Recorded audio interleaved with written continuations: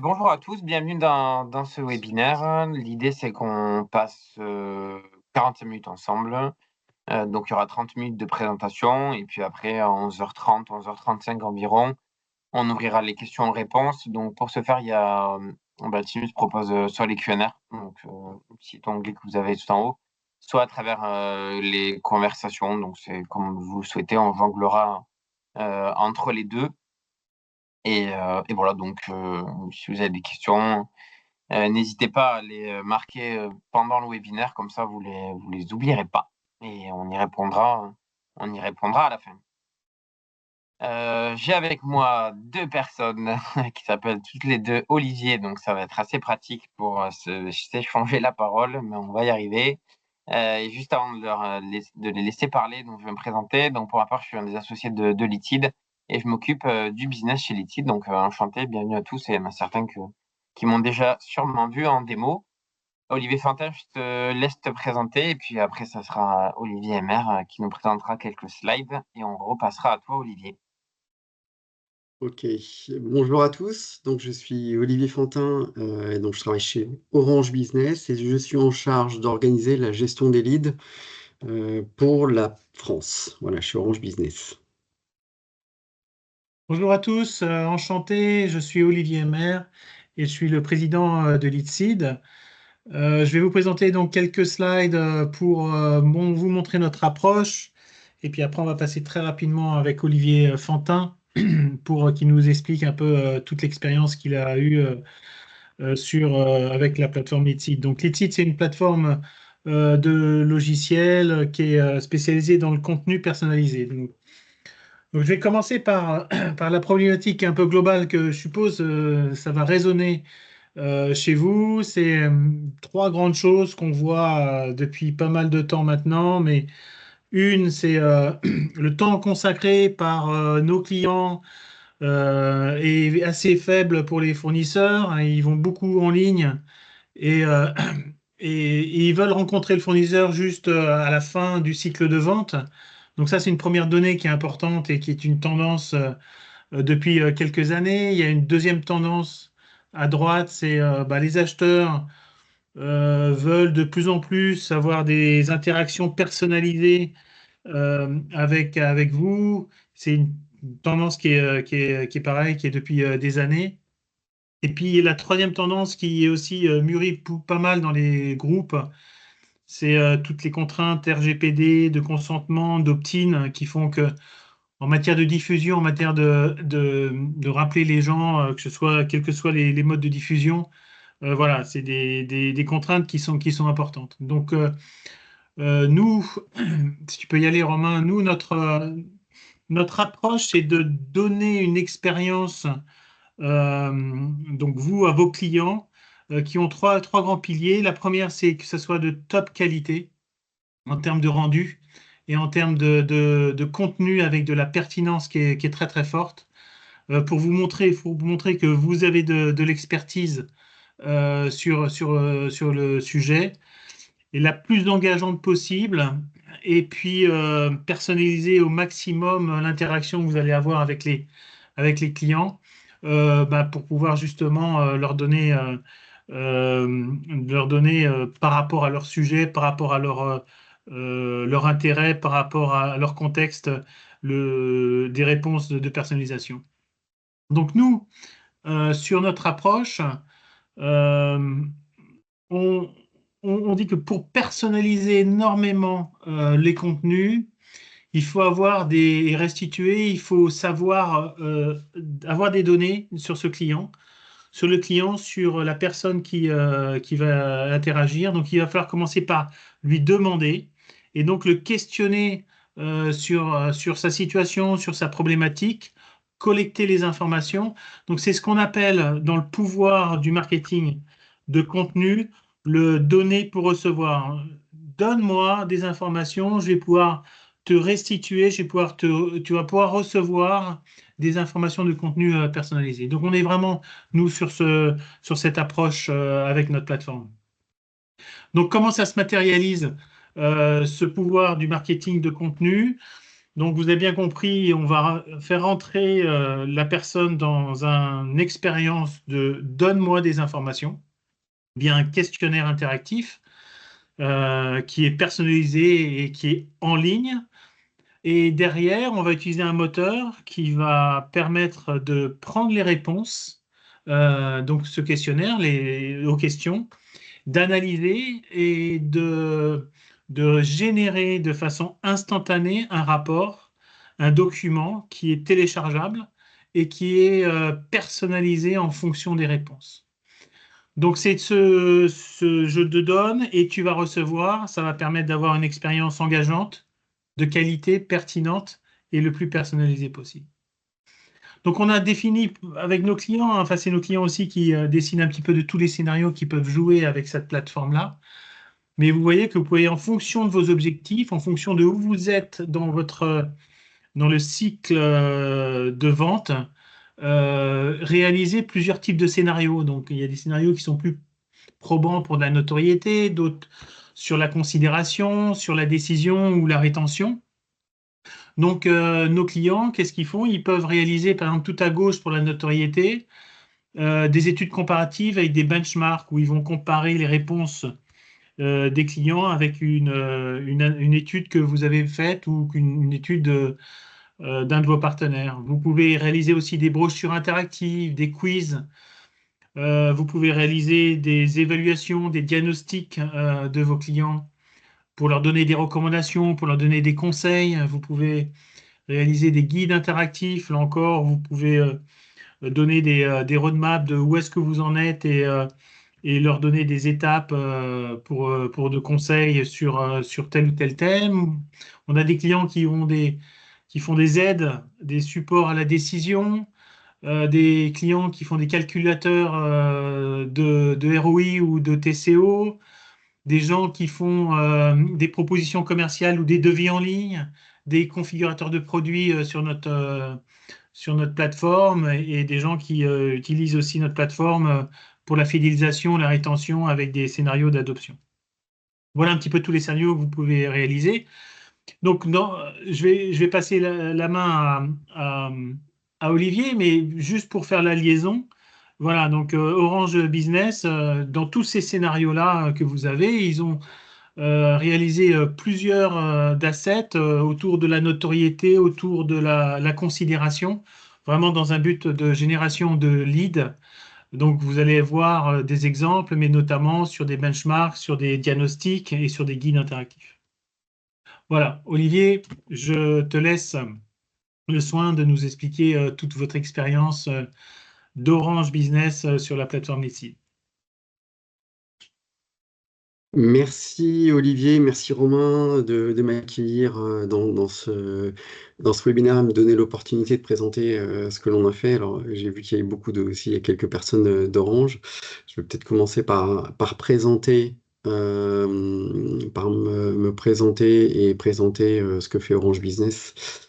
Donc si tu peux passer au slide d'après Romain.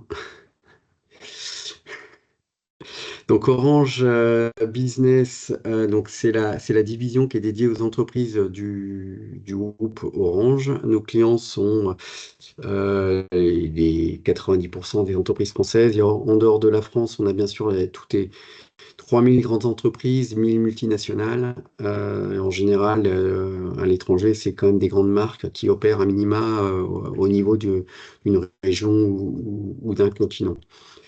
Grâce à 29 000 collaborateurs dans 65 pays, Orange Business, c'est 8 milliards d'euros de chiffre d'affaires à peu près par an, soit à peu près 20% du CA du groupe Orange au global. Orange, c'est un industriel du réseau, hein, puisqu'on opère dans 220 pays et territoires. Bon, bref, partout il y a un aéroport, il y a des équipements d'Orange Business, et ce réseau est bien sûr géré 24 heures sur 24 et 7 jours sur 7.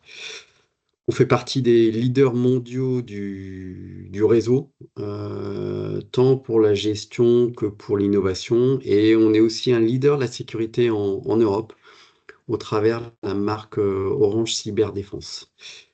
Voilà, notre stratégie, donc on la décline autour de grands enjeux des entreprises qui sont centrés sur l'expérience client, l'expérience des employés, l'expérience opérationnelle et tout ce qui permet de faire cette expérience, les sous-jacents qui sont tout ce qui est vraiment les infrastructures digitales, tout ce qui tourne autour de la confiance numérique, autour de ces infrastructures, des données et de l'IA. Bien sûr, la cybersécurité et tout ce qui est le numérique responsable ou l'IT green. Voilà. Romain, la suite, s'il te plaît. Donc, au démarrage du premier projet de diagnostic, nous avions fait un certain nombre de constats généraux sur la digitalisation des entreprises et un certain nombre qui étaient aussi plus spécifiques à notre business. Donc, ça remonte déjà il y a quelques années, c'était en 2020. Donc, ce qu'on avait vu, c'est que le parcours d'achat des technologies pour les PME, puisque c'était notre première cible, c'était à ce moment, c'était vraiment les PME, les ETI. Donc l'achat en ligne pour ces PME commence bien sûr par la recherche en ligne, mais se terminait souvent et se termine encore beaucoup par un accompagnement humain, un vendeur qui va finalement closer l'affaire. Malgré tout, les études montraient que la tendance, c'était un tiers d'achat via le digital. Et même en allant plus loin, c'est que tout ce qui était renouvellement, et nous, on en a dans nos activités, ça peut être pour du mobile ou même pour des accès réseau, 50% allaient acheter et faire ce renouvellement en ligne. Peut-être deuxième point qui est peut-être un peu plus spécifique à notre secteur des technologies, c'est que les PME ont un vrai besoin d'accompagnement de la part de leurs fournisseurs de services et aussi pour l'intégration de ces technos avec leur informatique, parce qu'elles ont finalement voire pas de compétences sur ces sujets, et notamment à l'époque, et c'est toujours le cas, mais on parlait beaucoup de transition vers le cloud. Et ça a été quand même pour nous une constante d'essayer de voir comment on pouvait les accompagner. Un autre point là dans des études, c'est que souvent on a quand même beaucoup tendance à parler de nos produits, de ce qu'on fait, et finalement et peu de bénéfices. Et donc l'objectif, c'était quand même de pouvoir élaborer des propositions de solutions qui apportent des résultats rapides et visibles aux problématiques les plus urgentes des PME. Et peut-être le dernier point qui a été un de nos moteurs finalement aussi de cette problématique et de cette campagne, c'était que la sécurité est devenue, et encore, la priorité numéro 1 en matière d'investissement technologique pour ces PME. Et pour nous, qui avions déjà acquis une forte notoriété auprès des grands groupes, nous avions beaucoup à faire pour les PME et pour leur montrer tout le service qu'on pouvait leur apporter autour de la cybersécurité. Voilà, donc ça, c'était vraiment notre point de base. Alors, du coup, autour de ce qu'on fait avec Leadseed, on a deux grandes phases. Et la première, majoritairement, le client fait son diagnostic seul. Et donc là, on a tout un accompagnement et des phases d'inbound marketing de campagne. Et notre objectif, c'était vraiment de développer notre notoriété sur des sujets nouveaux pour les clients, pour une cible de grosses PME et d'ETI parmi nos clients. Bien sûr, notre capacité à les conseiller, et ce qui n'est pas évident hein, de conseiller des PME parce qu'elles sont éparpillées partout sur le territoire. Et c'est vrai que nous, on a quand même une force commerciale qui est très présente partout en France, hein, au plus près des clients, mais il faut aussi pouvoir leur apporter un service un peu homogène. Un autre objectif, c'était effectivement de pouvoir leur donner une image moderne d'Orange, hein. Et de pouvoir commencer cette relation au plus près, au moment où ils commencent à rechercher des informations sur des besoins qui sont en train de naître chez eux. Et bien sûr, un autre point qui est majeur hein, pour tous, c'est d'apporter des projets potentiels et aussi bien qualifiés pour les vendeurs. Je pense que c'est toujours comme une recherche constante. C'est vraiment d'apporter, en tant que marketeur, hein, c'est vraiment d'apporter des projets aux vendeurs. On est maintenant dans une deuxième phase, on en parlera un peu après, mais où là, on veut vraiment aller un cran plus loin. euh, Déjà dans nos cibles, mais aussi dans l'engagement des vendeurs face aux clients. Donc, on essaie une phase aussi beaucoup plus internationale. On va aller chercher des nouveaux clients à l'international ou sur des nouvelles solutions. Donc là, on est plus dans la personnalisation de l'expérience vers ces clients-là.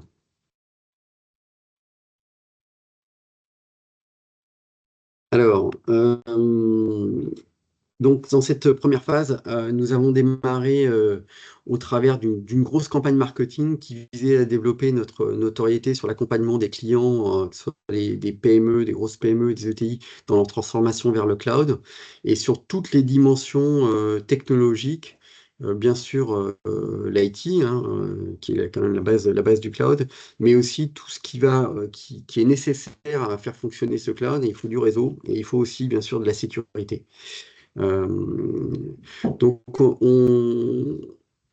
l'objectif pour nous, c'était d'avoir un discours et une approche globale dans la nécessaire transformation des infrastructures des entreprises pour réussir cette transformation digitale. Donc, on a mis en place toute une campagne et avec tous les leviers, on en parlera un peu après, dont la finalité, finalement, c'était de faire réaliser par le client un diagnostic avec donc une quinzaine de questions qu'il peut faire et que tout le monde peut faire, hein. C'était une cible, bien sûr, des gens qui traitent de l'informatique, mais souvent dans les PME, c'est aussi ça peut être des fois dévolu au DAF ou voire au DG en direct lorsqu'ils n'ont pas de compétences spécifiques. Donc voilà, on est parti sur une quinzaine de questions, 5 minutes.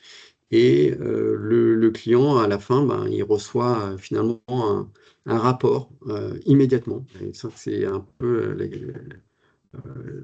la magie de la chose, hein, c'est qu'il reçoit un rapport personnalisé, vraiment en fonction de ses réponses, où on va lui rappeler déjà les réponses auxquelles qu'il nous a données, et puis on va lui donner déjà un premier niveau de conseil, et puis on va le renvoyer ensuite avec plus d'informations sur ce qu'on est capable de lui proposer, l'accompagnement, et voire même avec un renvoi vers le site web, vers notre site web et des solutions un peu plus spécifiques. Voilà, donc cette phase, c'est une première phase qui est assez importante pour nous et ça permet effectivement ben, d'apporter un premier niveau de conseil et bien sûr l'objectif derrière c'est que le vendeur rappelle ses clients. Je sais pas si tu veux faire la démo peut-être. Très bien. Ouais, bah justement, on va basculer sur la phase démo pour qu'on puisse voir un petit peu de Alors quoi on parle concrètement. c'était pas le premier diagnostic, c'est un cas un peu plus un autre cas qu'on a utilisé. Donc ouais, celui-là, c'est sur l'IoT. Donc l'idée, bah, vous voyez, j'arrive sur une page web hein, avec une URL qui peut être personnalisée puisqu'on est sur la plateforme de démo ici, plateforme.lithied.io, mais l'URL peut être personnalisée, forcément. Intégrée aussi à un ou plusieurs sites web. Et le but, c'est que ce contenu dynamique, comme nous ont présenté les deux Olivier, puisse donner des conseils à la fin et des conseils à travers un livrable ou un rapport que l'on va voir ensemble. Donc là, la punchline, ou pourquoi faire ce questionnaire, c'est parce qu'on aimerait savoir les cas d'usage associés à l'IoT, donc à l'Internet des objets, et liés à mon activité. Parce que, OK, l'Internet des objets, je vois à peu près ce que c'est, un frigo connecté, par exemple, ou autre chose, mais pour mon activité business, comment ça se concrétise? Justement, Orange Business va nous donner quelques indications. Voilà le process. Donc, on arrive sur une landing page. Il peut aussi ne pas y avoir de landing page et on peut directement arriver sur ce questionnaire-là. Souvent, il y a des A/B testing. On peut faire une campagne avec landing page, une autre sans landing page. Comme l'a dit Olivier Fontaine, ce questionnaire, ce n'était pas le premier, mais c'est un que l'on a fait ensemble et c'est l'un des plus rapides. Donc, c'est pour ça qu'on l'a choisi pour l'objet du webinaire. Donc, tout ce que vous voyez à l'écran, le fond d'écran, la manière dont on pose des questions, ce qui est obligatoire, pas obligatoire, les pictos d'images comme on voit ici, tout ça, c'est personnalisable à souhait en fonction forcément de la thématique, en fonction du questionnaire qu'on veut avoir, en fonction aussi des personas que l'on veut cibler. Là, on était plutôt sur du mid-market. Peut-être que si on cible des grosses ETI 440, on va pas forcément poser les questions de la même façon. Donc, on est sur la partie enjeux. Donc, quels sont nos enjeux au niveau de l'IoT? Donc, la phrase d'intro, au-delà de la diminution des coûts d'exploitation, indiquez-nous le ou les autres enjeux clés pour votre entreprise. Donc, j'ai sélectionné sécurisation, contrôle qualité, gestion des espaces, mais on avait d'autres choix possibles, donc c'est du multi-choix. Ici, on va sélectionner quel est mon secteur d'activité. Donc, il y en a plusieurs. On voit qu'en fonction du secteur d'activité, il y a plusieurs types de questions qui vont s'incrémenter. Donc, forcément, on est sur un questionnaire dynamique, comme on le disait, et on l'illustre ici à travers les mots. Je continue. Orange Business nous demande si parmi ces usages, lesquels sont ceux où j'aurai possiblement un projet court, moyen terme ou pas de projet du tout. Donc sur la chaîne du froid, on va mettre moyen terme. Surveillance des eaux, pas de projet. Détection inappropriée de l'eau, pas de projet. Suivi et supervision des biens en déplacement court terme, oui. Sécurité des employés, oui, c'est important pour moi. Température hydrométrie, bon, j'accélère un peu. Parking public intelligent, projet court terme. Et ici, on va mettre pas de projet. Donc concrètement, comme on le voit, les questions sont assez directives sur projet par projet. Donc, quand Olivier tout à l'heure nous parlait de donner des leads au commerce, ici, on peut en avoir puisque forcément, pas de projet ou un projet, s'il y a un projet, il y a un lead, hein, normalement. Et donc direct, on pourra aller, on va le voir tout à l'heure, mais quand on va associer Leadseed, l'outil donc de questionnaire, aux outils de marketing automation ou de CRM, on va pouvoir créer aussi des opportunités à la suite. Donc la dernière question, quelles sont les points d'attention majeurs sur lesquels le prospect donc, ou le client, hein, puisqu'on peut faire aussi sur du cross-sell ce questionnaire, on attend un accompagnement, je marque l'installation, l'exploitation et la sécurité des données. Ensuite, il y a un contact form, donc je vais remplir rapidement mes coordonnées et donc l'idée, comme on l'a dit, c'est que je reçoive directement le rapport dans ma boîte mail. Mais aussi, il n'y a pas que dans la boîte mail. L'idée, c'est que pour éviter de casser la dynamique du questionnaire, je peux directement télécharger mon guide. Donc, vous voyez, il est en train de se télécharger pour que je reste dans la dynamique du questionnaire. Et normalement, je devrais l'avoir d'ici quelques instants et en complément de mon mail. Voilà, il est là. Ça marche très bien. C'est parfait. Comme l'a dit Olivier, c'est la beauté de la chose. Donc là, on est sur le rapport. Donc le rapport, on a des pages qui vont être statiques et d'autres qui sont dynamiques, d'où l'idée d'avoir Leadseed, hein. C'est pas de faire que du statique. L'objectif, c'est forcément d'avoir du dynamisme dans ce questionnaire, et dans ce rapport surtout, puisque les conseils qui vont m'être adressés vont me concerner à moi et à moi tout seul normalement, d'où l'intérêt de remplir le questionnaire. Donc là, ça me résume un petit peu qui je suis en termes de personne. Très bien. On arrive sur la slide 2 qui est une slide statique ou qui en fait situe le contexte de l'Internet des objets. Pourquoi, comment et combien, qu'est-ce que ça représente en termes au niveau mondial. Donc là, on suit d'ailleurs, hein, l'architecture du rapport est faite telle que on a l'introduction, l'organisation, l'enjeu projet IoT, les usages et la conclusion. Sur cette slide, souvent, on aime bien résumer la situation. Donc, bon, comme vous savez, dans la vente, l'idée, c'est quand même de reformuler une situation et après d'aller sur les recommandations et les conclusions. Donc, ici, on est sur une brève reformulation puisqu'on a très peu de questions, ce qu'on appelle de situation. Hein. Il y a juste mon intitulé de poste et mon secteur d'activité. Ensuite, je vais reformuler quels sont les enjeux clés pour moi, puisque c'est ce qu'on a renseigné ensemble. Sécurisation, contrôle qualité, gestion des espaces, hein, 3 sur 6. Je continue avec la partie projet. Donc, les projets à court terme et les projets moyen terme. Donc, ça, c'est ce que moi, j'ai renseigné à nouveau. Donc, on est sur de la reformulation. Et petit à petit, on va aller sur ce que va me conseiller Orange Business par rapport à ma situation. Donc, voilà, d'ailleurs, c'est écrit, hein, que voici quelques usages à outils adaptés à mon secteur d'activité et à mes enjeux. Et donc, on arrive sur le premier que j'ai sélectionné, qui est le suivi de la chaîne du froid. Et donc là, Orange Business va me donner, à travers du texte forcément, des conseils sur pourquoi voilà, les frigos nécessitent une surveillance constante des niveaux de température. Donc il y a un petit peu de conseils ici et voilà les bénéfices associés par rapport à cette chaîne du froid. Donc tout le contenu qui est là, il est forcément dynamique en fonction de ce que j'ai renseigné. On peut aussi avoir le call to action de cette page-là, comme on le voit, c'est de découvrir des cas d'usage et des témoignages qu'il a. Donc, si je clique, je vais m'orienter sur une page d'Orange Business et donc je continue ma lecture à travers des cas d'usage si c'est intéressant pour moi. Donc, je continue avec d'autres cas d'usage puisque tout ça, c'est ce que nous, on a renseigné, ce qui nous intéressait. Et j'arrive sur la partie conclusion où en fait, Orange Business nous propose des points de blocage à lever et notamment l'investissement, il n'y a rien à lever, donc ça c'est grisé. Par contre, l'installation, l'exploitation de données et la sécurisation des données, on peut avoir plus d'informations et Orange me propose un accompagnement associé. Et ensuite, on arrive sur la fin du rapport où en fait le call to action de ce rapport et l'objectif du rapport, c'était prendre rendez-vous avec un expert pendant 30 minutes pour parler de l'IoT et voir un e-book interactif. Voilà, donc on l'a vu, il y a le questionnaire, il y avait à peu près une dizaine de questions max.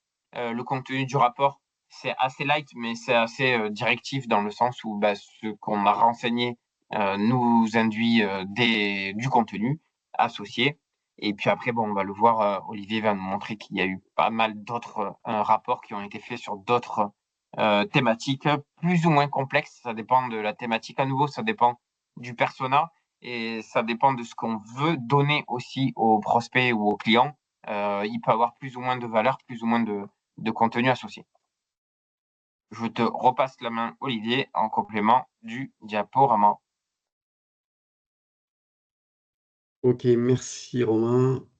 Alors, si on creuse un petit peu, qu'est-ce qu'on a fait derrière tout ça? Donc, comme je l'ai expliqué un peu plus tôt, donc on a démarré par finalement une grosse campagne marketing, c'est-à-dire que on a construit un discours spécifique à ce dont on voulait parler, hein, qui était plutôt orienté solutions, qui couvrait plusieurs technologies, bien sûr adaptées à nos cibles, qu'on a répliqué sur quelques pages web, vraiment faites pour l'occasion. Un programme de campagne mail, des réseaux sociaux. On a utilisé les réseaux sociaux, tout ça pour amener les clients vers des webinars et surtout pour qu'ils fassent leur diagnostic. Donc pour ces diagnostics, on s'est appuyé sur Leadseed, qui propose du coup une solution full web en marque blanche, qui est sur une plateforme qui est mutualisée, et surtout ce qui nous a plu aussi, c'est qu'elle était personnalisée à nos couleurs. C'est ce que vous avez vu, ce que vous a montré Romain. Et même, ce qui allait plus loin, c'est on a vraiment, même au niveau des noms de domaine, on a des noms de domaine qui sont au nom d'Orange Business. Et notre objectif, c'est vraiment ce que les clients qui réalisent les diagnostics aient la certitude d'être sur un site d'Orange Business et d'être dans l'environnement, en tout cas, d'Orange. Donc ça, c'était vraiment pour nous important. Deuxième point important, c'est que c'est une plateforme sécurisée qui respecte le RGPD, qui est euh, hébergée en dehors des serveurs américains. Et pour nous, ça, c'est une valeur de la marque Orange et d'un souci d'engagement et de transparence vis-à-vis de nos clients. Donc ça, c'était vraiment aussi un point important. Bien sûr, on a sur tout l'aspect sécurité au-delà du RGPD, nos équipes de l'informatique pour faire une intégration nous ont demandé un audit et ont réalisé avec les équipes d'Orange Cyberdéfense un audit un peu complet de la plateforme. Bien sûr, ce qu'on appelle le pen test, toutes les problématiques d'intrusion, les problématiques de version de serveurs et autres ont été auditées pendant un certain nombre de temps. Ça a pris un peu de temps. Ça s'est fini par des recommandations pour toutes les exigences de sécurité, des recommandations auxquelles l'ITSID s'est plié. Et ce qui a permis une intégration avec leurs équipes, hein, qui ont une expertise technique et qui nous ont aidés dans cette intégration avec notre outil Marketo de marketing automation, qui est lui-même intégré avec notre CRM qui est Salesforce. Voilà. Donc nous, en fait, si je peux résumer cette partie-là, c'est que vraiment on a utilisé tous les moyens marketing pour promouvoir les diagnostics. On a aussi une grosse force de vente en région, comme je l'expliquais tout à l'heure. Et donc on s'est aussi appuyé sur les vendeurs pour à plusieurs titres, soit pour susciter un rendez-vous pour les clients qui n'avaient pas vu depuis un certain temps pour pour leur proposer de faire le diagnostic. Ou ça peut être aussi le rendez-vous est prévu et du coup, en proposant le diagnostic avant de venir en rendez-vous, ça permet de récolter un certain nombre d'informations et de pouvoir mieux préparer ce rendez-vous. Et puis après, bien sûr, on leur a fourni aussi des signatures de mail qu'ils pouvaient avoir sur lesquelles il y avait les liens vers les diagnostics qui peuvent, lorsqu'ils envoient leur mail. Voilà. Donc un programme vraiment marketing, on a utilisé vraiment tous les outils du marketing pour mettre en avant ces diagnostics. Donc depuis le premier diagnostic, on a réalisé une dizaine de diagnostics. D'ailleurs, certains ont évolué. Là, celui que vous avez vu sur les UT, on a eu, je sais pas, peut-être 3 ou 4 versions différentes qu'on a pu peut-être faire évoluer aussi en fonction des différentes campagnes, hein, en fonction des cibles. Voilà, ça aussi, c'était un point assez facile parce qu'on a pu modifier les rapports tant qu'on ne modifie pas les mécaniques, modifier les rapports ou modifier un peu les questions en fonction de nos cibles précises. Mais on est toujours une ligne conductrice, c'était développer notre notoriété autour des solutions où on était finalement assez peu connus voilà, sur l'ensemble de ces sujets. Alors, côté résultat, donc, et je parlais de notoriété, et ça, c'est peut-être finalement le point, peut-être un des points majeurs, c'est que les retours qu'on a de la part des clients, et on les a via les vendeurs, sont que les clients, ils ont bien découvert les domaines d'activité et d'accompagnement sur lesquels ils ne connaissaient vraiment pas ou peu. Et ça, c'est quand même finalement le point positif, c'est que le fait de poser des questions, le fait de donner des informations dans le rapport, permet d'ancrer des choses et des sujets ou des projets d'accompagnement qu'on peut réaliser avec eux. Donc ça, c'est vraiment, je pense, c'est vraiment important. Le diagnostic, bien sûr, permet de faire un point sur leur situation au travers cette logique de questionnement et de susciter du coup cette réflexion. Donc, deuxième point important. Et par contre, alors côté vente aussi, il y a eu pas mal de choses très positives. Et lorsque j'ai fait un sondage qui est plutôt large pour avoir un retour des vendeurs, c'est qu'en fait, ils ont obtenu beaucoup d'informations sur des sujets qui sont nouveaux pour eux. Ce premier, il était autour de l'informatique et c'est un sujet que nos vendeurs adressent finalement assez peu, surtout vers les PME. Ils parlent souvent de réseau, ils parlent de mobile, ils parlent un peu de cybersécurité, mais finalement l'IT, ils en parlaient peu. Et le fait finalement d'avoir soit des retours et des rapports lors du rapport, soit même pour ceux qui ont fait des diagnostics avec leurs clients, parce qu'il y en a, je sais qu'il y en a qui ont fait des diagnostics avec leurs clients, ils ont eu un nombre d'informations qui jamais ils n'avaient imaginé au départ pouvoir avoir, et ça c'est au travers finalement du questionnement et qui est une sorte de guide pour eux. Donc ça, vraiment, ça c'est vraiment un point. Bien sûr, il y a des projets au bout. On a eu, moi, sur les sondages que j'ai faits, j'avais remarqué que 40% des diagnostics menaient à des projets. Alors évidemment, est-ce que je vais pas franchir le pas de dire que c'est grâce au diagnostic qu'il y a eu des projets, mais malgré tout, ça permet de mettre en évidence qu'il y avait des projets chez ses clients. Les vendeurs pouvaient peut-être les avoir détectés, mais ça permet d'aller un cran plus loin.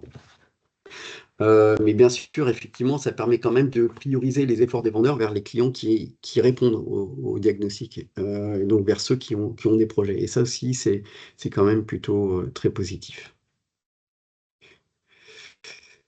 Alors pour la suite, nous, on rentre finalement dans une deuxième phase du travail avec Litide, qui est beaucoup plus international, qui est beaucoup plus aussi axé sur les vendeurs. Euh, on est, comme je l'ai rappelé, on est quand même un acteur international incontournable sur toute la partie réseau. Maintenant aussi en Europe sur la partie cyber. Ils ont des sièges partout dans le monde. Et donc, on est quand même avec ces grands clients sur des ventes via beaucoup de conseils et souvent sur des cycles qui sont assez longs. Donc, on veut rendre les vendeurs acteurs, et c'est pas forcément peut-être les vendeurs que les vendeurs, mais on a aussi des consultants. Et ce qui met aussi en avant la valorisation de nos compétences via ces diagnostics. Donc on a effectivement des vendeurs et des consultants. Donc du coup, pour aller plus loin, on a challengé un petit peu Litide. On a lancé un appel d'offres assez complet. Autour de la sécurité, on en a parlé, de pouvoir effectivement avoir des modes de fonctionnement qui sont un peu différents, notamment avec un mode plus de prise de notes et de pouvoir avoir un rapport automatisé, mais malgré tout qui soit modifiable par celui qui réalise le diagnostic, puisque là, pour le coup, il va le réaliser, le client ne le fera pas tout seul, mais le fera avec, c'est le vendeur qui va le faire avec lui. Donc voilà, on est quand même un peu dans un autre contexte. On avait des besoins aussi de réactivité pour pouvoir créer des questionnaires un peu par nous-mêmes, des besoins bien sûr toujours d'accompagnement. On a une problématique de multilangue, de pouvoir gérer des questionnaires ou un accès à la plateforme dans différentes langues, hein. On est là, on parle d'aller partout dans le monde, hein. Et bien sûr, toujours l'histoire de l'intégration avec nos outils de CRM et de marketing automation. Voilà. Donc ça, c'était vraiment cette deuxième phase qui est en cours, vraiment en cours de lancement. Voilà, et nous avons décidé de poursuivre du coup avec Litide, euh, parce qu'il proposait et finalement il répondait à tous les critères, et notamment toute cette partie sécurité qu'on avait déjà à nous expérimenté, et en plus toute cette partie d'accompagnement et de consulting qui était quand même une valeur forte pour nous, et qui permet quand même de nous guider, notamment lorsqu'on fait des questionnaires. Donc là, j'en ai déjà pas mal parlé, hein. On a un certain nombre de nouveaux diagnostics. Bon, le vendeur peut toujours les faire par lui-même, mais le client plutôt peut toujours les faire par lui-même, mais il reçoit un PDF, hein, un rapport.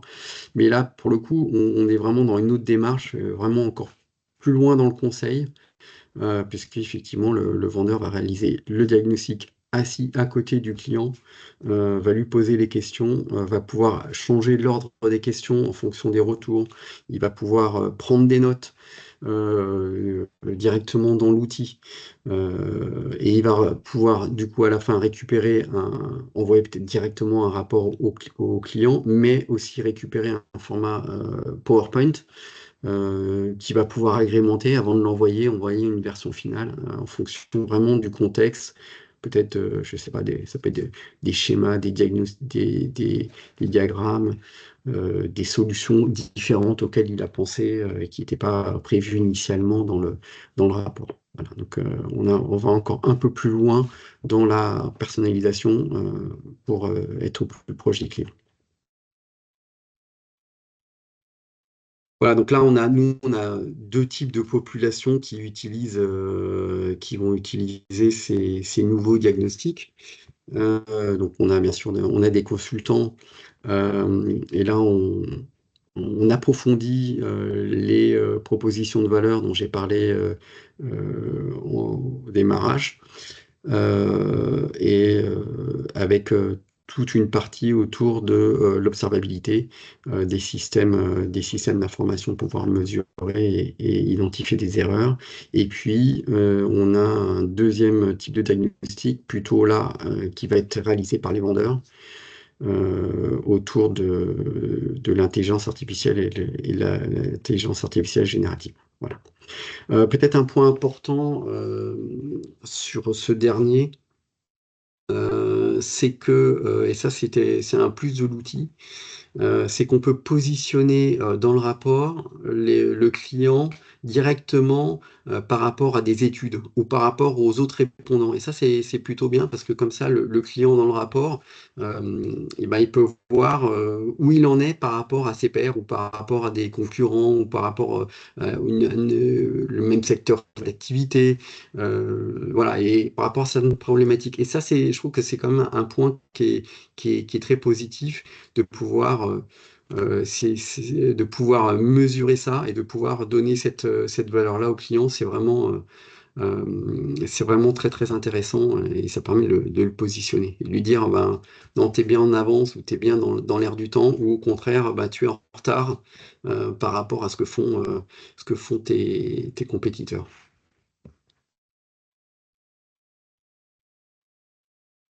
Alors, si on peut, pour finir, peut-être 3 points sur ce genre de programme. Euh, je vais finalement être classique par rapport à tout programme marketing, hein. C'est un peu tarte à la crème.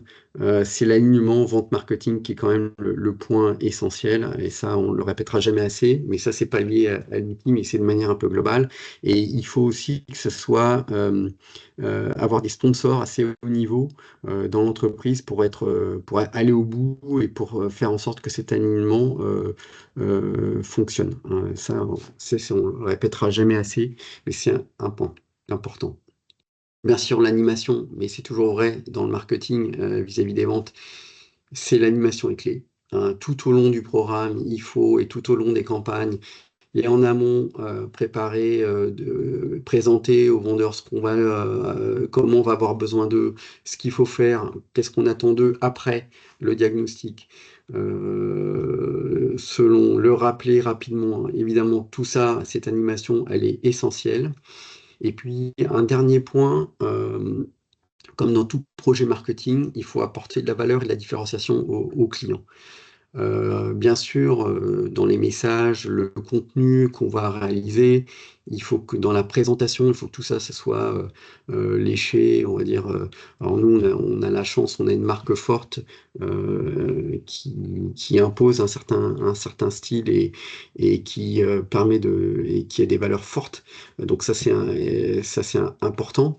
Mais c'est aussi dans toute l'expérience client de bout en bout de la campagne, c'est-à-dire vraiment du démarrage de la campagne jusqu'à la prise en main du lead par le vendeur une fois qu'il a reçu son diagnostic et qu'il soit rappelé suffisamment rapidement, que le vendeur ait pris en compte tout ce qu'il y avait dans le diagnostic pour aller vers le client et lui apporter les bonnes solutions. Donc vraiment, cette maîtrise de bout en bouche, je trouve qu'elle est aussi primordiale.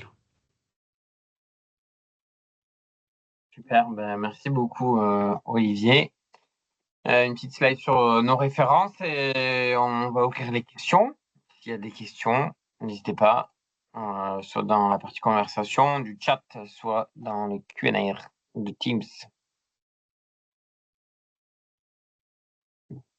Mais ouais, merci pour ce top témoignage que nous enregistrons d'ailleurs et que nous diffuserons sur notre chaîne YouTube, puisque nous avons une chaîne YouTube avec d'ailleurs d'autres retours d'expérience clients, Toshiba, Konica Minolta, Adista, beaucoup de A, mais avec Orange, il n'y aura plus de il y aura un peu moins. Moi, j'ai une petite question, le temps s'il y a des questions. Et ouais, les questions, c'était pour construire les différents outils, comment ça s'est passé? Parce que souvent, on nous pose cette question-là, le contenu, comment on l'administre? Est-ce que c'est long à construire? Parce qu'il y en a eu plusieurs qui ont été réalisés. Donc, est-ce que c'est long? Je pense que tout dépend d'où on part dans la construction. En fait, nous, dans le premier, typiquement, on est parti vraiment, je vais pas dire une page blanche, mais on a réuni quand même trois entités marketing qui étaient différentes pour construire un discours complet. Donc, il a fallu quand même qu'on se mette d'accord sur ce discours au départ. Puis après, construire tous les outils. Et puis pour construire le diagnostic, là, pour le coup, on a été accompagné par Leadseed. Ils ont quand même une grande expertise déjà parce qu'ils ont beaucoup de sociétés techno, un peu comme nous, hein, même si c'est assez varié, mais malgré tout, quand même, ils ont une expertise un peu sur la vente en B2B. Euh, donc, euh, donc, ils savent aussi comment on va dire, les clients de leurs clients fonctionnent. Et donc, c'est vrai qu'on a été pas mal accompagné là-dessus. Après, je veux dire, si le discours est prêt, si ça peut aller assez vite, hein. Et surtout que maintenant, l'outil, c'était pas le cas au début, mais maintenant, l'outil permet de faire ça par soi-même. On peut faire nous-mêmes cette construction dans l'outil, donc ça, on peut faire des tests, ça peut aller assez vite. Et du Mais coup, je dirais Olivier, la question de Claire, c'était combien de temps pour la construction des contenus, si on peut quantifier un petit peu? ouais, Donc, ouais, je vais juste sur la partie outillage, une fois que vous avez le questionnaire qui est fait et le rapport qui est réalisé, enfin, le temps moyen, c'est à peu près 5 jours ouvrés pour réaliser de bout en bout l'expérience. Après, c'est cette première phase, on va dire, de réflexion, de création du questionnaire et du rapport, qu'est-ce qu'on veut dynamiser. Donc là, bien sûr, c'est plus long, mais le temps, une fois que c'est finalisé, c'est 5 jours ouvrés, et c'est les durées moyennes que l'on a. ouais, moi, je dirais que, voilà, moi, je dirais que entre le moment, ouais, si on a déjà l'idée, si on a déjà un peu cette charte de ce qu'on veut faire, le temps de tester, il faut un mois, quoi. Il faut quand même compter un bon mois, parce qu'il y a quand même pas mal d'allers-retours. Si on veut être sérieux, on va dire, si on veut être sérieux, faire ça à peu près correctement, être sûr que on va impliquer tout le monde, le faire tester, voir si ça marche, être sûr que finalement dans l'automatisation tout fonctionne bien, que les différents cas, nous on en a vu, hein, dans tout ce qu'on a fait. Moi, j'en ai fait. J'ai pas tout fait hein, parce que l'IoT typiquement, je suis pas du tout. J'étais pas du tout à la manœuvre, mais j'en ai fait quand même quelques-uns. Et il y a toujours des petites choses hein, dans l'automatisation quand on a une quinzaine de questions, qu'au bout on a pas mal de pages, qu'on veut apporter plus de valeur. Ça veut dire qu'on complexifie aussi, qu'on complexifie un petit peu l'automatisation. Mais c'est ça que le client attend. Donc, il faut toujours bien tester tous les cas. Est-ce qu'on apporte les bons messages en fonction des différentes questions auxquelles le client a répondu et comment il a répondu. Donc, je dirais que un mois, ça me paraît entre le moment où on démarre et le moment où on peut peut-être appuyer sur le bouton et qu'on a fait tous les tests, je dirais il faut un bon mois. Si on a déjà le discours, si on a déjà un peu l'idée de ce qu'on va avoir au bout. Euh, Ouais, notre euh, expérience avec tous les clients, c'est qu'un mois, c'est une moyenne, mais dedans, il y a 5 jours d'automatisation. Mais la réflexion, c'est entre 15 jours et 3 semaines. Il faut s'organiser.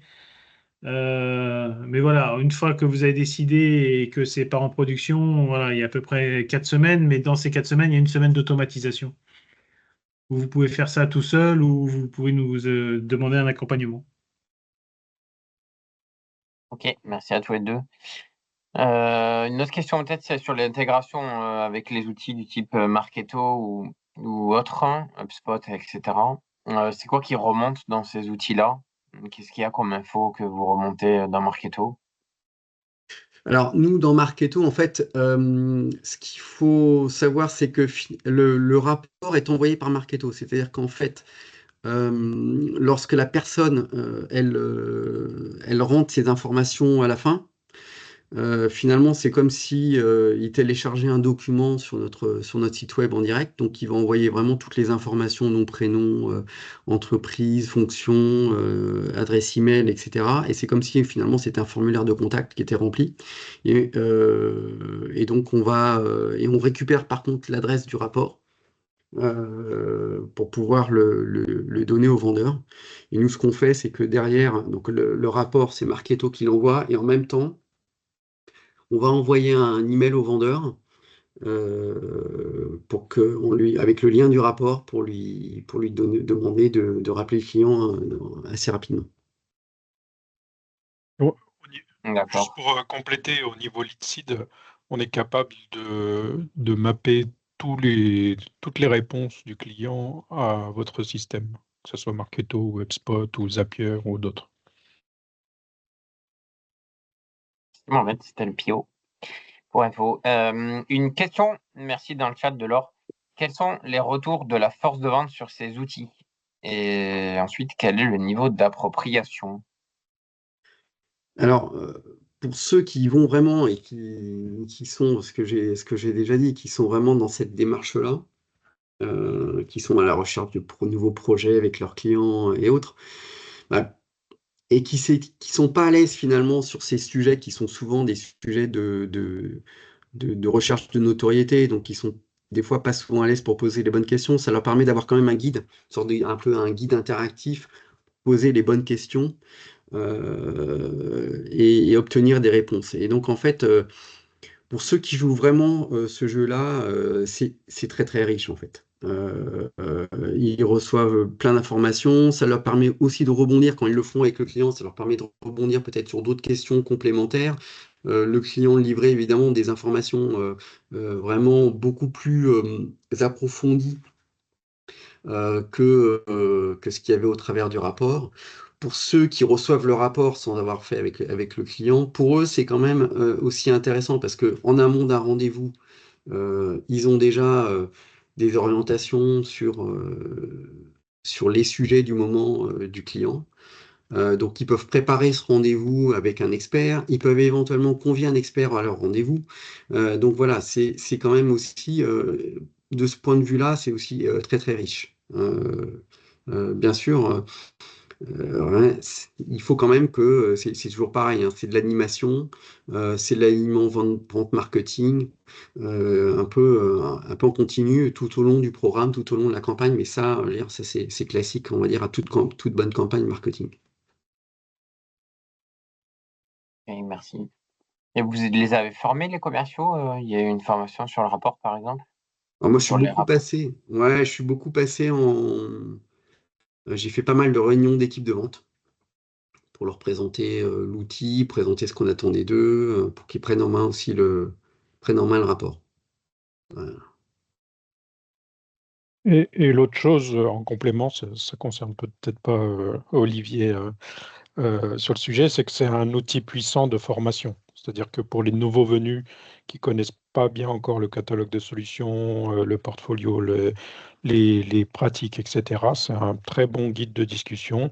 Et le rapport, c'est également un moyen de restituer des choses en ayant à chaque fois qu'on a déroulé le questionnaire et le rapport avec le client, un réflexe de retenir un peu plus à chaque fois les solutions, etc. Donc c'est très utilisé dans le contexte d'autres clients pour former les jeunes équipes ou les juniors qui arrivent dans la société. Et ce que je voulais rajouter, c'est au-delà des jeunes, c'est aussi quand il y a une grosse transformation dans une société Tout à fait.